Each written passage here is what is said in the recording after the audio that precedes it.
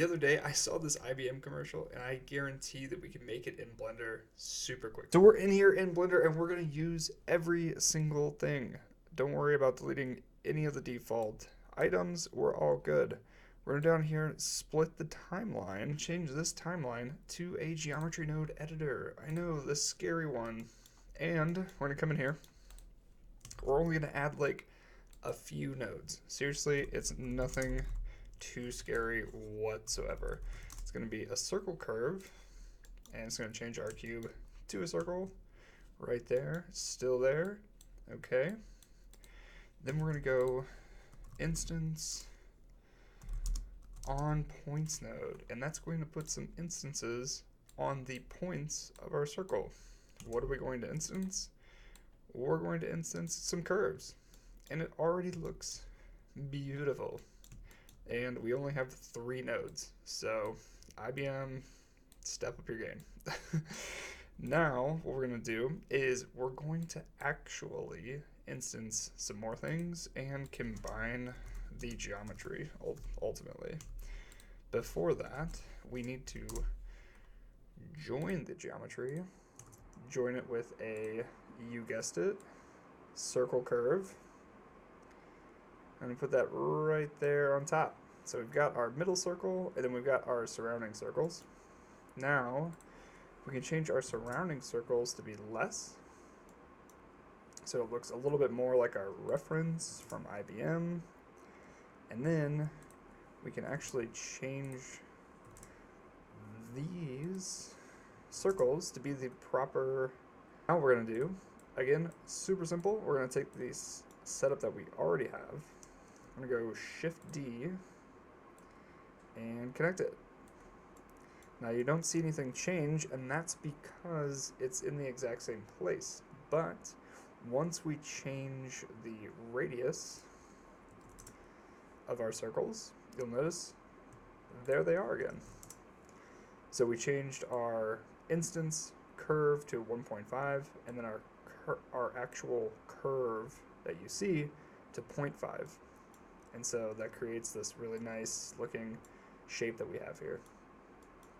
And you might be wondering, well, where's the mesh?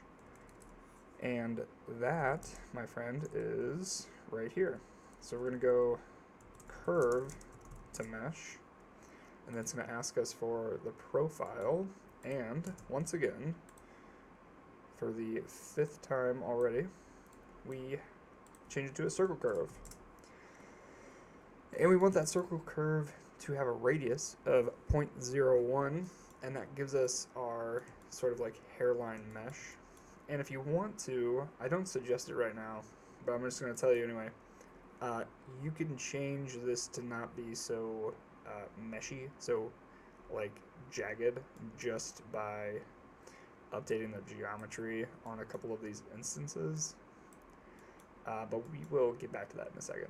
So you might be wondering, oh wow, this is great, but it's just one, right? It doesn't look like our actual reference. So all you have to do, go into our generate tab here and change it to array.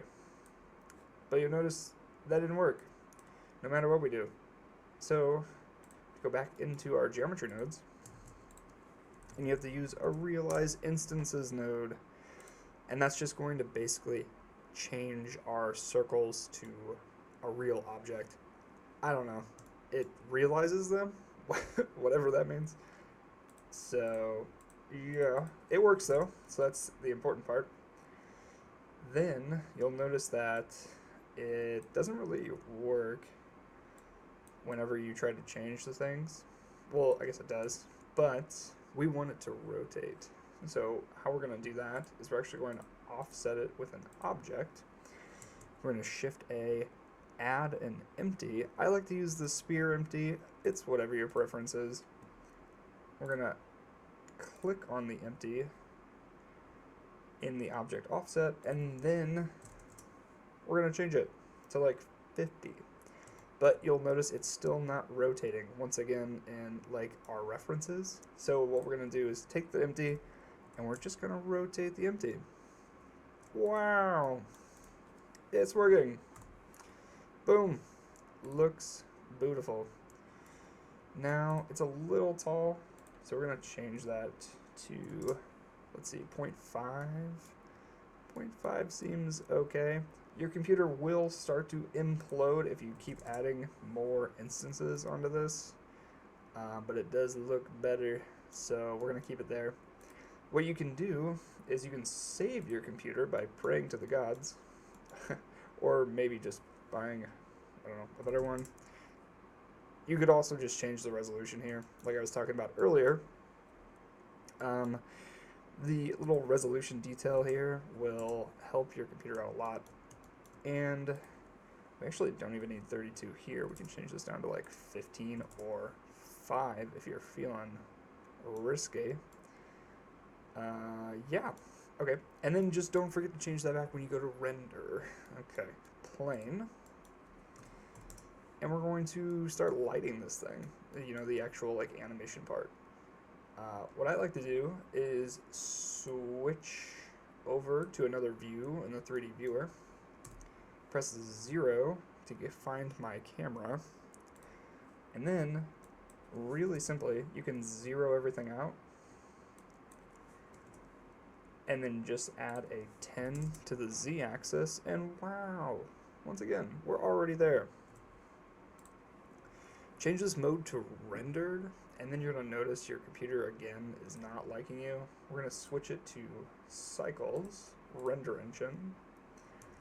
Press Control B just to mark out this little viewport area.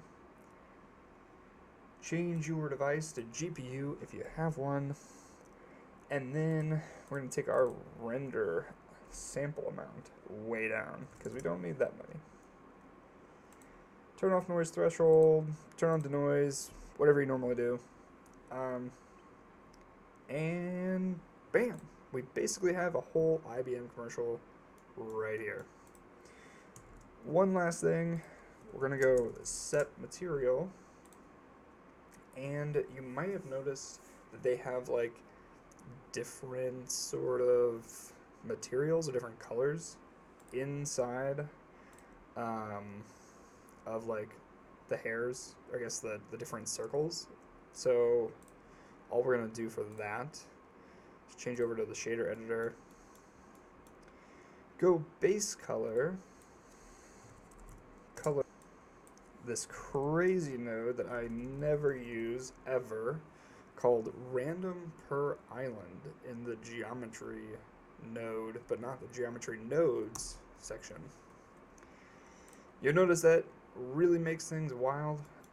So all you have to do is go into the color ramp, change it to whatever you want.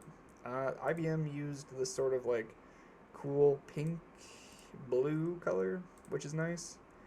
That seems to work. I kind of like that. If you're feeling like it's not working for you, just change it. Yeah, looks great.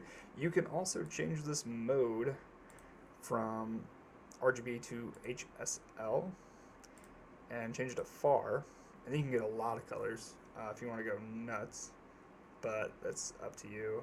I'm probably going to keep it a little bit more muted just because it's what the reference is like. And now that we're kind of getting into the rendered section, I'm going to go back in our geometry nodes and switch these guys back to their regular circular shape. So now you're wondering, like, okay, cool, I've got this fun IBM commercial. You know, the tutorial really ends here. If you're feeling like you want to go, you can. But if you're looking for a little bit of extra stuff, there is some ideas. And this is kind of the part of the tutorial that I like to say, do something different. Have a little fun with it. Go nuts. You know, the whole part, and where I think people learn the most, actually, is when they take tutorials that they learn something from, and then they do just a little bit different. Really change things up by just adding in a little bit of depth of field. You know, you can come in here and change the focal length. I like to have like a long focal length of like 150, and look how nice that looks. You you've like upgraded an IBM commercial by yourself. So, you know, that's awesome. And you can even take this a little bit further. All of these attributes right here, you can animate them, which is great because if you're looking at things, and we've already messed this up. So we want to come in here, and another thing that I like to do is just have a secondary camera so that you kind of know where things sit. So we're going to basically take what we did with the first camera and reset it, drag it on the Z, yada yada, and then you can hit Control-0 to change back to that camera. Now, of course, it still has our attributes on it that we changed, no big deal. Turn off or increase the depth of field. There we go. Great. Okay. So back to what I was saying. You can animate these circles by just changing the radius. And you might be like, oh, sure, like that's fine, whatever. Not a big deal. But check it out. If you animate them all at the same time, so let's say this is where we start, this fun radius, and it's a pretty, it's a pretty circle. IBM is, still IBM, like it looks nice, but we're in the graph editor though, and this is where things really get crazy. So we've keyframed all of our radii at the beginning, frame 1 or 0, and we're at 250, pretty standard, not a big deal. Just change the radius a little bit on each one, throw a number out there. You want to keep it safe, keep it in factors of 5, not a big deal. Have fun with it. Again, that's what all this is about. We're just having fun. We are just throwing in random numbers. I didn't even prepare this. This is totally random. That looks good to me. So we're gonna take it. Boom. Hit normalize on our graph editor again. Go back to solid so that we can see what the heck is going on. And spacebar. Wow. That's not bad. Looks kind of cool. Got some fun things going on. And look at that. With our with our array, we're seeing a lot of fun things happen.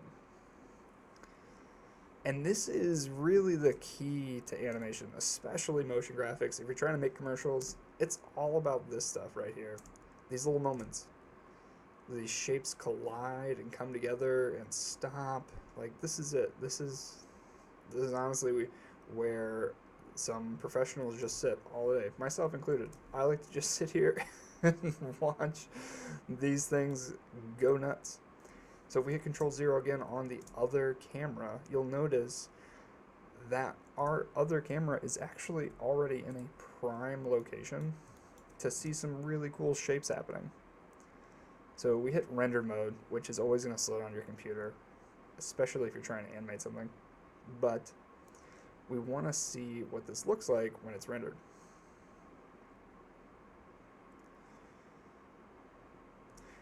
So it might not look like much, but with our view lock to camera, I don't know if I said that earlier, but if you hit in view lock camera to view, you can move it around, which is very convenient. And this is the place to be, right here. This little center. And if you come into here, focus depth of field, you can actually move it back so that you can see the center a little bit more. Great. Now instead of letting it play naturally, you can actually just drag this guy back and forth. You can see what's going on. And there you go. So that was my end of video tip. You can do this a million times over. There are infinite amount of possibilities and shapes you can do, but that's your IBM commercial right there. There's not much more to this. It's really cool. You can use it for anything. You could update the lighting, and the lighting would be fantastic. There's quite a few things you can do with it, but basic Blender, super simple. I'm gonna have this on my Patreon, Gumroad, maybe, I don't know, but it'll definitely be in the link in the video down below. So take a look there, and if you want to see more videos like this, comment, like, do the thing, and if you like the end of video tips, let me know. There's always a ton that I can think of. So let me know, or I'll just stop with the jokes, cut it straight to the point. Let me know, and have a great day. Catch you.